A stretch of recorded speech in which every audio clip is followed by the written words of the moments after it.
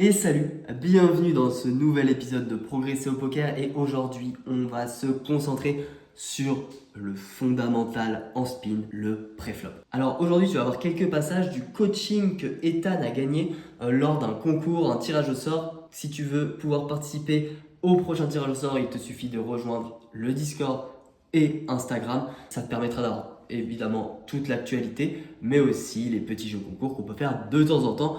Donc n'hésite pas à nous rejoindre et on va être parti pour le coaching, les passages qui concernent le préflop et c'est vraiment important. Je pense que nombreux d'entre vous parfois vous dites soit vous avez conscience qu'il faut progresser niveau préflop, soit vous pensez que c'est ok.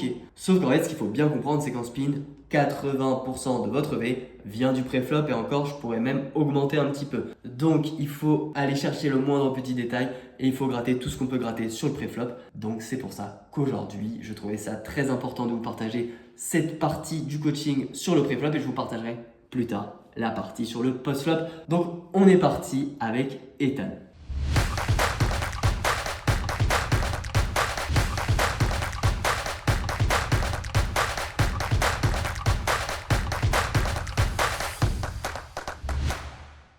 Ok, tu as 7 et 5 en bas et on est contre un joueur passif depuis le début de la partie.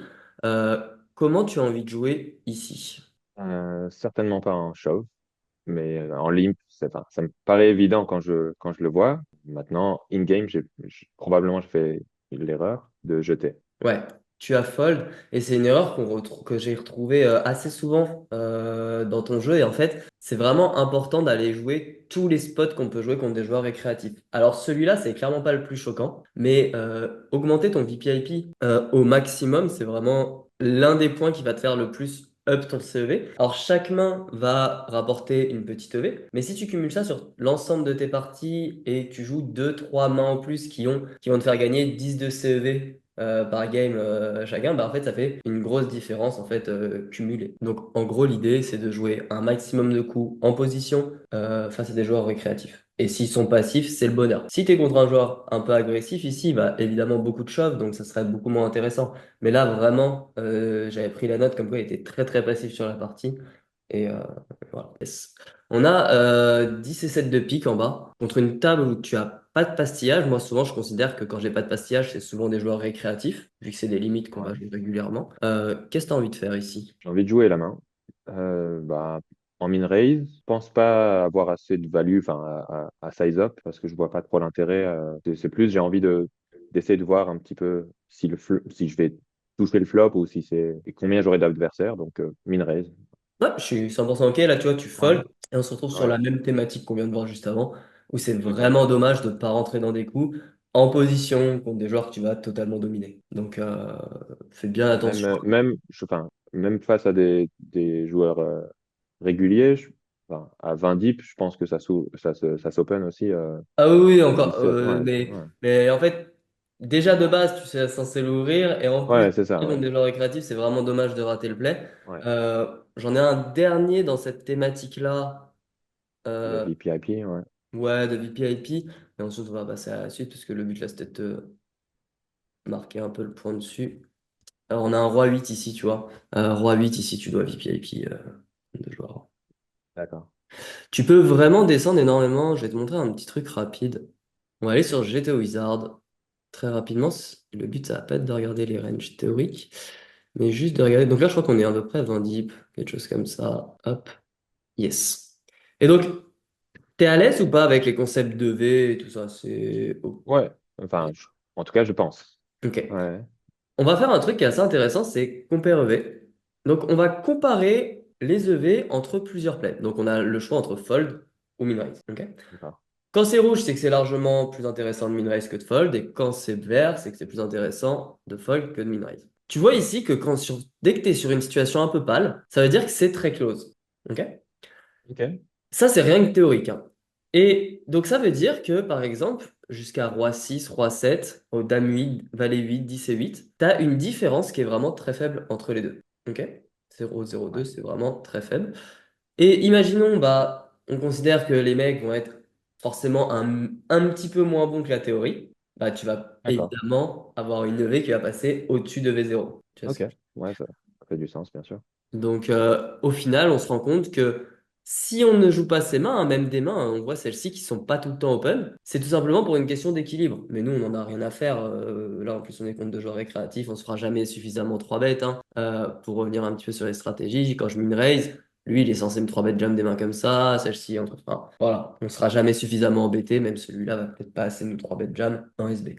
Donc, tu vois que, au final, c'est très facile de trouver rien que pré-flop, un gain de V par rapport à la théorie, et j'en parle pas post-flop en jouant en position, on va mieux jouer que la théorie, parce que nos adversaires vont moins bien jouer que la théorie hors de position. Enfin, on va mieux jouer qu'eux, en tout cas. Ouais, c'est C'est ça. ça. On va, en gros, eux, faire tellement d'erreurs au OP, parce qu'au OP, c'est très dur de jouer théorique, ou en tout cas de jouer bien comme il faut. Donc, du coup, on va naturellement gagner plus d'argent à jouer en position dans ces situations. OK? D'accord. Ça, enfin, je te pose une question, c'est sur le site de GTO Wizard. Je ne sais pas comment ça marche, le GTO Wizard. C'est un programme sur lequel on a un abonnement ou qu'il faut Ouais, acheter une fois. t'as un abonnement, alors tu peux payer à l'année ou par mois. Si tu veux, j'ai moins 10% sur l'abonnement, donc c'est un abonnement mensuel. Donc sur ton premier achat, en passant par le lien qui est toujours dans la description des vidéos YouTube, tu peux avoir moins 10% sur ton premier achat en créant ton compte par mon lien. Alors on a un spot intéressant à gauche contre un joueur récréatif, Lucas 22. Tu as As-Roi de trèfle. Comment tu as envie de jouer ici contre un joueur récréatif? Sans information. Comment j'ai envie de jouer? J'ai envie de lui faire mettre de l'argent au milieu. Mhm. A priori, je vais quand même limp. Mon standard, ce serait de limp parce que je sais pas. Non, en fait, j'ai pas vraiment d'argument. Yes. Disons que ce serait mieux de raise, mais je vois pas. Est-ce que j'ai encore une possibilité de raise à 9 10 par exemple? Ok. Alors déjà, on est parti du principe que c'est un joueur récréatif vu qu'il est pas pastillé et qu'on considère que les joueurs réguliers sont pastillés. Du coup, la question, est-ce que je peux faire ci ou ça? Tu peux tout faire. Quand un joueur Ok. récréatif part du principe que tu peux tout faire, enlève-toi ce poids de je peux ou je peux pas. Si tu considères que c'est le meilleur play, tu peux le faire et on n'est que sur de la pratique, pas sur est-ce que je peux me permettre de ou quoi. Même si t'as que du min raise call ou quoi, on s'en fout. Parce qu'en fait, l'idée de pas avoir de min raise à une certaine profondeur, c'est parce on pourrait plus min raise fold en fait, mathématiquement. Mais si c'est Ouais, que du min raise call, ça serait même pas un problème parce qu'on on s'en fout contre un joueur avec. effectivement. Maintenant, ce que j'ai envie de te poser comme question, c'est avec As-Roi, c'est quoi les mains que tu vas target prioritairement? En faisant un tapis ou en min raise ou Non, en en gros, les mains qui vont t'intéresser chez Villain dans sa les range, mains des Broadway principalement. Disons que c'est les mains où je vais toucher le flop et lui aussi il va toucher quelque chose. il y a des As et des Rois du coup, Ouais. principalement. Comment tu prends le plus à des As ou des Rois le plus souvent possible? Aux As, il suffit de faire tapis et enfin, il sera là quoi. Yes. Euh, et parce que vu que si on a tous les deux un As, il n'y aura pas souvent d'As au milieu. Au niveau des Rois. Les rois, ça va dépendre de ces rois, évidemment, mais effectivement, c'est un peu le même principe. C'est en faisant tapis qu'on va plus avoir l'occasion de mettre tout l'argent au milieu que d'attendre un flop où il y aura soit un as, soit un roi. Yes, exactement. Est-ce que tu es triste de perdre 8 et 6? De perdre contre 8 et 6? Non, si en gros Ah tu non, de perdre. Ah d'accord, ouais. il fold de 8 et 6, s'il n'a plus 8 et 6 dans sa range, est-ce que c'est grave? Clairement pas, clairement pas. Il a quand même Clairement. environ 40% d'équité avec n'importe quelle main ici qui n'a pas un roi ou un Effectivement, ouais. as. Donc en fait, ici, la meilleure solution, c'est de jam. Pourquoi la théorie limp ici? Parce que de toute façon, enfin, le joueur régulier va de lui-même shove tous ses as et, ouais, enfin, et ISO hein, une certaine partie de main un peu random comme ça. Yes, euh, exactement. et qu'on pourra prendre encore, à qui on pourra prendre encore un peu plus, mais pas les joueurs passifs, non pastillés, comme tu dis, Hmm. effectivement. Donc Ok, ouais, exactement. Donc du coup, un open jam est vraiment sur un joueur où t'as pas d'information qu'il est agressif ou quoi. Et attention, parce que agressif, souvent, j'ai beaucoup de joueurs qui me disent, ouais, le mec, il est agressif ou quoi. Pour revenir sur des strates un petit peu, juste pour se donner une idée de à quoi ça correspond être agressif en théorie, c'est isolé 46% du temps. Donc on est quasiment à une fois sur deux. ouais, Donc ouais. même un mec qui te semble agressif, est-ce qu'il est vraiment à une fois sur deux? Tu vois ce que je veux dire? Ah ouais, carrément. Non, carrément Et, pas. Ouais. et est-ce Ouais. que la majorité des mains qui va TISO sont pas des mains en fait qui l'auraient call de toute façon si tu jam, Effectivement, ouais. tu vois? Donc le meilleur play pour moi c'est Donc vraiment le standard enfin, le standard, on n'est pas obligé de changer justement, mais on peut garder toujours le même play face à un joueur qu'on note très créatif de shove, allez, tout en dessous de 10 bébés, enfin, quand on a un bon as. Ok. As-Roi, moi je vais le jam même 15 deep, même 20 deep, je peux les open shove en fait, parce que c'est le meilleur moyen de target les As, les Rois, chez la majorité des joueurs récréatifs. Le problème, c'est ils vont pas du tout être assez agressifs avec leurs As, et qu'ils vont être beaucoup trop CS avec leurs As, c'est-à-dire qu'ils vont beaucoup trop les call, en plus en prenant en compte que nous on va jam que ce type de main-là, 15 deep, bah lui il est censé fold énormément d'As, surprend un petit peu même théoriquement, hein. Tu vois qu'il est censé en fold quelques-uns, 15 dips. À tout moment, les mecs vont beaucoup trop les call. Là où quand tu min raise, par exemple, lui, il est censé prendre tous ses as en jam, ce qui sera pas fait. Et donc, t'imagines Ouais. toute levée que tu perds par rapport à la théorie à pas partir à tapis avec as-roi, alors que la théorie, elle, part à tapis contre tous les as. Ouais, effectivement, je m'étais pas posé la question et ouais, il y a un gros manque à gagner. Ouais. Sachant que, comme on disait tout à l'heure, bah, ces mains-là, on s'en fout un peu parce que la seule situation où tu prends de l'argent à 10 et 8, c'est quand toi tu touches un as et que lui il touche un 10 ou un 8. Et donc, ça fait quand même un pourcentage du temps qui est très faible. Et, pas forcément... et en plus, il faut que tu arrives à le déstack pour vraiment rentabiliser le fait, ce qui n'est pas toujours le cas, parce que le mec il a deuxième ou troisième paire, il va pas toujours call en 3 streets, quoi. Ouais, ok. Donc, pas hésiter à jam ici. Et en fait, notre target, c'est ça. Et même, il va peut-être même trop call des rois 10 rois 9 des mains comme ça, tu vois, qui vont pas être assez. Qui sont pas du tout censés être call, tu vois, ici. Tu vois, c'est toujours Ok. intéressant de voir aussi que 15 deep, roi dame est censé être fold parce que notre. Roi de dame? Ouais, parce qu'en fait, c'est une question de bloqueur. Quand nous, on Ouais, open shove, lui, il va pas. c'est ça. Ok. Ouais, c'est bizarre ça. C'est Ça, vrai, mais ça, c'est pas très important, tu vois, c'est vraiment des petits ouais. détails théoriques. Voilà, donc du coup, hésite pas à prendre les spots d'open shove quand les. Disons, augmenter le VPIP, voir des flops quand j'ai une main moyenne et essayer de lui faire une erreur ou en tout cas de mettre tout l'argent au milieu d'un coup euh, quand j'ai En, une main pas faite mais forte. en fait, c'est pas tant lui faire une erreur, c'est que lui fait des erreurs théoriquement à être trop passif quand on limp ou quand on min raise, avec pas assez d'ISO de 3 bêtes. Et cette erreur nous punit avec ces mains-là. C'est-à-dire qu'une grosse partie de levée du min raise ou du limp en théorie d'As-Roi, eh ben, c'est de se faire ISO. Si ça n'arrive pas assez souvent, on gagne moins de V que la théorie. Ok, ouais. Super. Donc, yes. Alors, on va arriver sur un autre spot intéressant avec Valet 7. Bon, on est toujours contre Lucas et il limp. Tu décides d'isoler avec Valet 7. Est-ce que tu pourrais m'expliquer l'objectif de l'ISO? Donc, tu Non. ISO jam. Mais j'ai plus souvenir de ce joueur-là en particulier. Ok. Mais ça me paraît un peu, enfin, je sais pas, très random.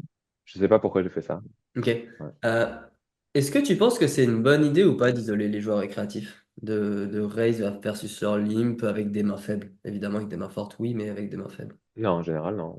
Est-ce que tu saurais justifier? Parce que tu vois, c'est là qu'on doit Non, c'est pour s'engueuler. ouais, bien sûr, bah, disons que il va, alors, justifier par rapport à l'ISO all-in ou Justifier, même, est-ce que c'est intéressant ou pas d'être agressif avec nos mains faibles contre les limes des joueurs récréatifs? euh, alors, j'essaye de trouver un argument pour et j'en trouve pas. Maintenant, pourquoi un argument contre isolé? Je sais pas. C'est peut-être moi j'ai l'impression que ça ressemble plus à de la frustration de dire allez fold pour une fois. Ok.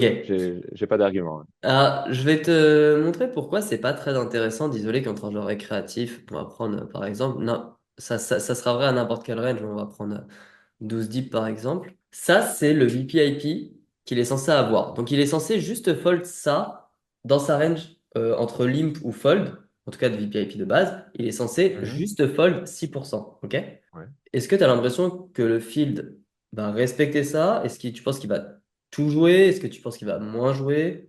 Non, il y a plus de fold que ça, ouais, largement. Yes. Et donc, quand on va isoler, même avec un size, le but c'est de faire fold ces mains-là, sauf qu'il les a pu. Ouais. Tu vois ce que je veux dire? Donc, s'il les a Ouais, moins, ouais, je vois. on a moins d'intérêt que la théorie. Donc, ça c'est intéressant. Et si on descend un petit peu plus short, on voit que la théorie va devoir jam tout ça. Et en fait, il y a beaucoup de fiches qui savent pas pourquoi ils vont limp pass 9, ils vont limp roi 10, et puis bah, tu vas te retrouver à te faire call énormément. Et, Ouais, c'est le plus frustrant, je crois. Ouais. ouais. J'espère. Et au final, Il bah, n'y avait pas de raison, ouais. c'est ça. Et lui fait une erreur à pas de jam, mais ça n'en est plus une à partir du moment où tu ISO. Les erreurs, tant qu'elles ne sont pas punies, ne sont pas des erreurs. C'est philosophique, ça. Ok. Ouais, Philosophique, ouais, mais au poker, ouais, c'est vrai. Parce qu'en fait, les ouais. erreurs, c'est que des erreurs d'équilibre. S'il a un déséquilibre, mais qu'il n'est pas puni, c'est-à-dire qu'il joue pas assez de mains, ou alors qu'il en joue trop, ou alors qu'il reste trop ses mains fortes, ou qu'il les reste pas assez. Si Et toi, ça tu retombe sur ses punis pattes pas, après, ouais. tu le Parce que punis moi, je lui. pas, Ouais, c'est ouais. ça. Et c'est pour ça que nous, on peut avoir des stratégies exploitantes, même pour des joueurs réguliers. Tant qu'on n'est pas puni, on peut exploiter. À partir du moment où on exploite, on fait des erreurs théoriques, mais volontairement, hein. On va se déséquilibrer volontairement pour maximiser sur les erreurs de notre adversaire. Mais si notre adversaire, il vient jamais nous attaquer sur les déséquilibres qu'on a créés en voulant l'exploiter, eh bien, nous, on peut continuer à faire des erreurs qui sont volontaires pour l'exploiter sans prendre de risques et sans perdre de V. Ok, ouais, top.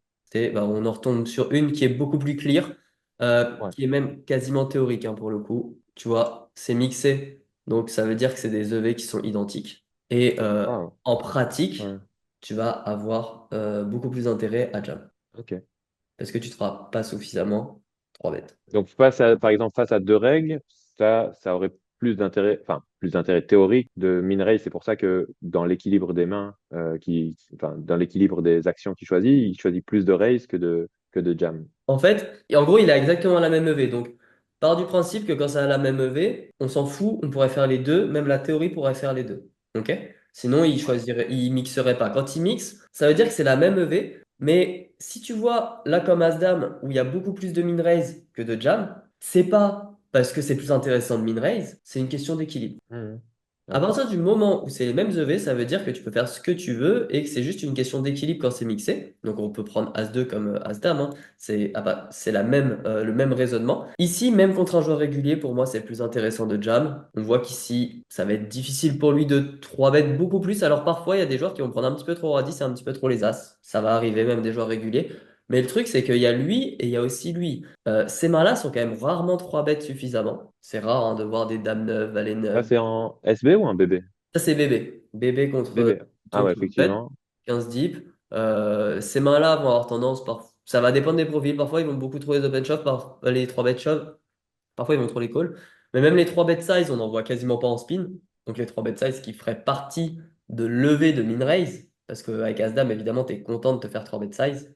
Contre la théorie, parce qu'en pratique, tu es beaucoup moins content. Non, non, vraiment pas content. Ouais, Donc, ouais. on comprend une nouvelle fois que ici, si on compare les EV des deux, qui sont similaires en théorie, bah, très vite, lui, il va pas bouger quasiment, mais lui, on pourrait presque considérer qu'on a perdu un petit peu d'EV par rapport à la théorie, parce que les joueurs vont pas être assez agressifs. Ok. Donc la meilleure décision devient de faire all-in, même si faire all-in n'a pas gagné d'EV par rapport à la théorie, mais vu que lui en a perdu, bah, c'est intéressant de pas être. Ok. Donc le seul risque, ça Ouais. serait d'être déséquilibré et que tes adversaires puissent t'exploiter. Et voilà pour cette partie pré-flop. J'espère que ça t'a plu. Très vite, je vais te partager aussi la partie post-flop. Alors reste connecté. Si tu veux en savoir plus également pour progresser au poker, tu peux m'envoyer un message privé pour essayer de rejoindre la Lucho Family. Et on se retrouve très rapidement pour de prochaines vidéos. Allez, ciao!